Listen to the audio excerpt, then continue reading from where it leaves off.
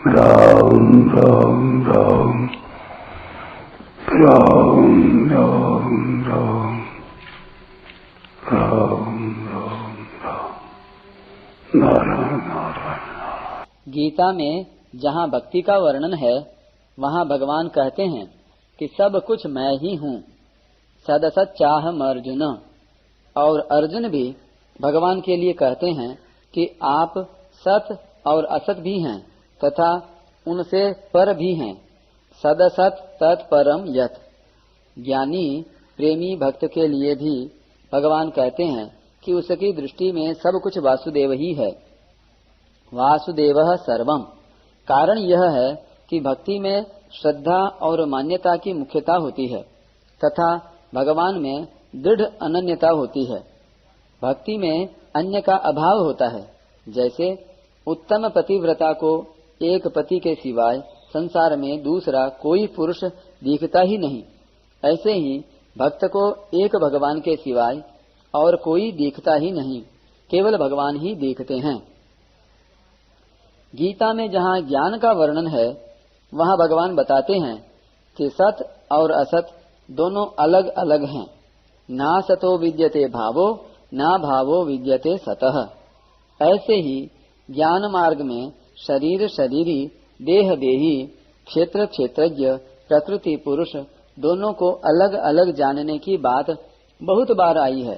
जैसे प्रकृतिम पुरुषम चैव विध्यनादि उभावपि। क्षेत्र क्षेत्रज्ञयोर ज्ञानम क्षेत्र क्षेत्रज्ञ संयोगात् क्षेत्रम क्षेत्री तथा कृत्स्नम क्षेत्र क्षेत्रज्ञयोरेव मंतरम ज्ञान चक्षुषा। कारण यह है कि ज्ञान मार्ग में विवेक की प्रधानता होती है, अतः वहाँ नित्य अनित्य, अविनाशी विनाशी आदि का विचार होता है और फिर अपना स्वरूप बिल्कुल निर्लिप्त है ऐसा बोध होता है। साधक में श्रद्धा और विवेक दोनों ही रहने चाहिए। भक्ति मार्ग में श्रद्धा की मुख्यता होती है और ज्ञान मार्ग में विवेक की मुख्यता होती है। ऐसा होने पर भी भक्ति मार्ग में विवेक का और ज्ञान मार्ग में श्रद्धा का अभाव नहीं है। भक्ति मार्ग में मानते हैं कि सात्विक, राजस और तामस भाव भगवान से ही होते हैं और ज्ञान मार्ग में मानते हैं कि सत्व, रज और तम ये तीनों गुण प्रकृति से ही होते हैं। सत्वम रजस तम इति गुणः प्रकृति संभवाः। दोनों ही साधक अपने में निर्विकारता मानते हैं कि ये गुण अपने नहीं हैं और दोनों ही जहाँ एक तत्व को प्राप्त होते हैं वहाँ न द्वैत कह सकते हैं न अद्वैत, न सत कह सकते हैं न असत। भक्ति मार्ग वाले भगवान के साथ अनन्य प्रेम से अभिन्न होकर प्रकृति से सर्वथा रहित हो जाते हैं और ज्ञान मार्ग वाले प्रकृति एवं पुरुष का विवेक करके प्रकृति से बिल्कुल असंबद्ध अपने स्वरूप का साक्षात अनुभव करके प्रकृति से सर्वथा संबंध रहित हो जाते हैं।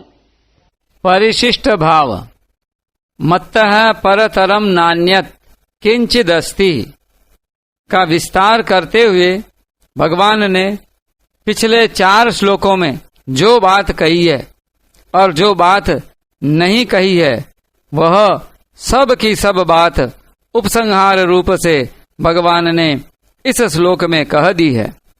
भगवान कहते हैं कि संपूर्ण सात्विक, राजस और तामस भाव मेरे से ही उत्पन्न होते हैं, मेरे से ही सत्ता स्फूर्ति पाते हैं, तथापि मैं इनमें नहीं हूँ और ये मेरे में नहीं है, अर्थात सब कुछ मैं ही मैं हूँ। अतः मेरी प्राप्ति चाहने वाले साधक की दृष्टि इन भावों की तरफ न जाकर मेरी तरफ ही जानी चाहिए। अगर वह उन भावों में ही उलझ जाएगा तो कभी मुक्त अथवा भक्त नहीं हो सकेगा। देखने, सुनने, समझने आदि में जो भी भाव आते हैं और जो नहीं आते वे सब के सब ये पद के अंतर्गत समझने चाहिए। भगवान से उत्पन्न होने के कारण यहाँ सात्विक, राजस और तामस गुणों को भाव नाम से कहा गया है। तात्पर्य है कि भगवान भाव सत्ता रूप हैं, अतः उनसे भाव ही उत्पन्न होगा। अभाव कैसे उत्पन्न होगा? भगवान से उत्पन्न होने के कारण सब भाव भगवान के ही स्वरूप हैं। भवन्ति भावा भूतानाम मत्त एव पृथक विदाः।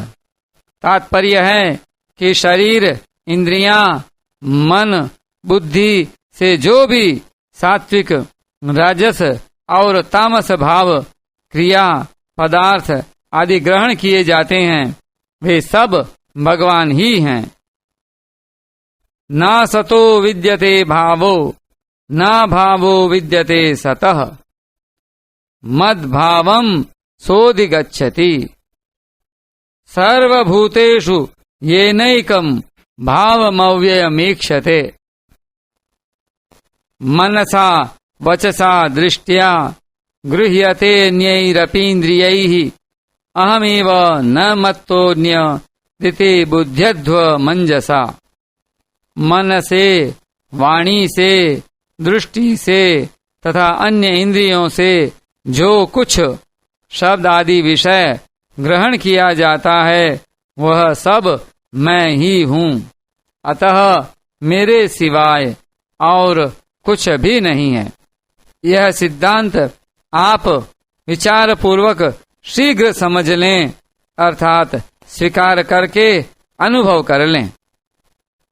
मन की स्फुरना मात्र चाहे अच्छी हो या बुरी, भगवान ही हैं। संसार में अच्छा बुरा, शुद्ध अशुद्ध, शत्रु मित्र, दुष्ट सज्जन, पापात्मा पुण्यात्मा आदि जो कुछ भी देखने, सुनने, कहने, सोचने, समझने आदि में आता है वह सब केवल भगवान ही हैं।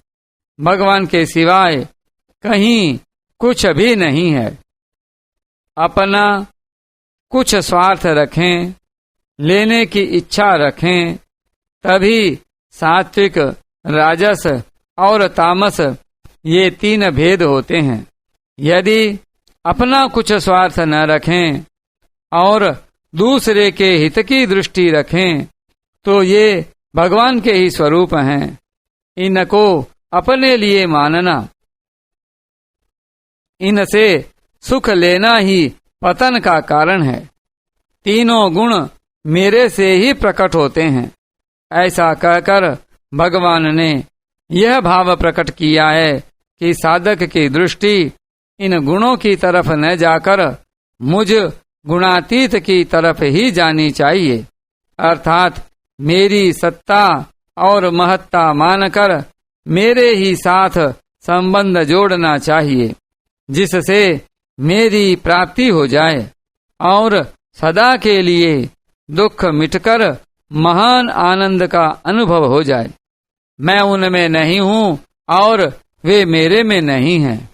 ऐसा कहकर भगवान ने यह भाव प्रकट किया है कि अगर कोई मनुष्य मेरे को सत्ता और महत्ता न देकर सात्विक, राजस और तामस गुण, पदार्थ तथा क्रिया को सत्ता और महत्ता देकर उनके साथ संबंध जोड़ेगा तो वह मेरे को प्राप्त न होकर जन्म मरण में चला जाएगा। कारणम गुण संगोस्य सदसद योनि जन्मसु। मत्त एव पदों का प्रयोग करके भगवान मानो यह कहते हैं कि तीनों गुण मेरे से ही होते हैं, फिर तुम मेरी तरफ न आकर गुणों में क्यों फंसते हो? जो गुणों में फंस जाते हैं वे मेरा भजन नहीं कर सकते, परंतु जो गुणों में नहीं फंसते वे भक्त मेरा भजन करते हैं। ये गुण टिकने वाले नहीं हैं, क्योंकि कारण टिकता है, कार्य नहीं टिकता। जैसे सोना टिकता है, गहने नहीं टिकते, मिट्टी टिकती है, घड़ा नहीं टिकता, ऐसे ही भगवान टिकते हैं, गुण नहीं टिकते। गुण तो परिवर्तनशील और मिटने वाले हैं, पर भगवान नित्य निरंतर ज्यों के त्यों रहने वाले हैं। उनका न परिवर्तन होता है न नाश। इसलिए भगवान की प्राप्ति गुणों से नहीं होती, प्रत्युत गुणों के संबंध विच्छेद से होती है। अतः तमोगुण को रजोगुण से और रजोगुण को सत्वगुण से जीत कर गुणों से अतीत होना है। यहाँ एक विशेष बात समझने योग्य है कि सगुण साकार भगवान भी वास्तव में निर्गुण ही हैं, क्योंकि वे सत्व रज और तमोगुण से युक्त नहीं हैं, प्रत्युत ऐश्वर्य माधुर्य सौंदर्य औदार्य आदि गुणों से युक्त हैं। इसलिए सगुण साकार भगवान की भक्ति को भी निर्गुण सत्वादि गुणों से रहित बताया गया है। जैसे मन्निष्ठम निर्गुणम स्मृतम मन्निकेतम तु निर्गुणम निर्गुणो मदपाश्रय मत सेवायाम तो निर्गुणा। जब सब कुछ भगवान ही हैं, तो फिर सात्विक राजस तामस भाव त्याज्य क्यों है? जैसे जमीन में जल सब जगह रहता है पर उसका प्राप्ति स्थान कुआं है, ऐसे ही भगवान सब जगह हैं पर उनका प्राप्ति स्थान यज्ञ कर्तव्य कर्म है। तस्मात् सर्वगतम ब्रह्म नित्यम यज्ञे प्रतिष्ठितम। परंतु सात्विक राजस तामस भाव भगवान के प्राप्ति स्थान नहीं है, अर्थात इनके द्वारा भगवान की प्राप्ति नहीं होती, अतः ये साधक के लिए काम के नहीं है।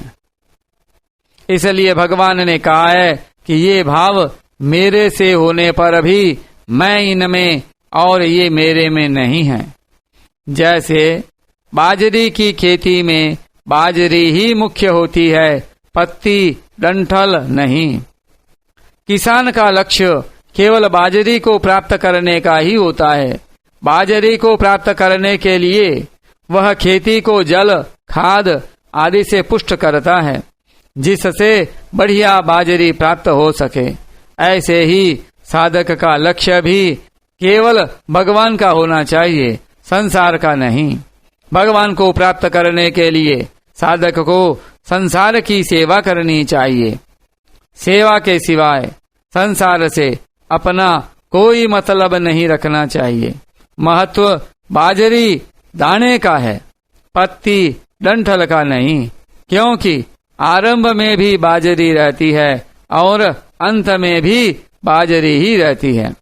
बाजरी प्राप्त करने के बाद जो शेष बचता है वह पत्ती डंठल बाजरी से अलग न होने पर भी अपने लिए किसी काम की चीज नहीं है, प्रत्युत पशुओं के खाने की चीज है। ऐसे ही सात्विक राजस तामस भाव मूढ़ अविवेकी मनुष्यों के लिए हैं। ये तीनों ही भाव मनुष्य को बांधने वाले हैं। इसलिए ये भाव भगवान के रूप होते हुए भी स्वयं के लिए नहीं है, प्रत्युत विवेक पूर्वक सांसारिक व्यवहार के लिए हैं।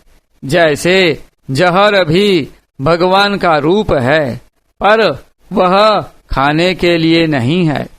जैसे बाजरी बीज से पत्ती डंठल पैदा होने पर भी पत्ती डंठल में बाजरी नहीं है और बाजरी में पत्ती डंठल नहीं है, ऐसे ही भगवान से पैदा होने पर भी सात्विक राजस तामस भावों में भगवान नहीं है और भगवान में सात्विक राजस तामस भाव नहीं है।